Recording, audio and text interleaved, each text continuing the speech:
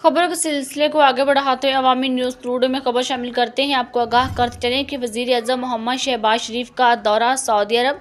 Islamabad report Shumaila Sultana Rajput. वज़ीर आज़म मोहम्मद शहबाज शरीफ अपना दौरा सऊदी अरब मुकम्मल करके रियाद से इस्लामाबाद रवाना हो गए। रियाद के नायब गवर्नर शहजादा मोहम्मद बिन अब्दुर्रहमान बिन अब्दुल अजीज़ ने वज़ीर आज़म और पाकिस्तानी वफ़द को किंग खालिद इंटरनेशनल एयरपोर्ट पर अलविदा किया।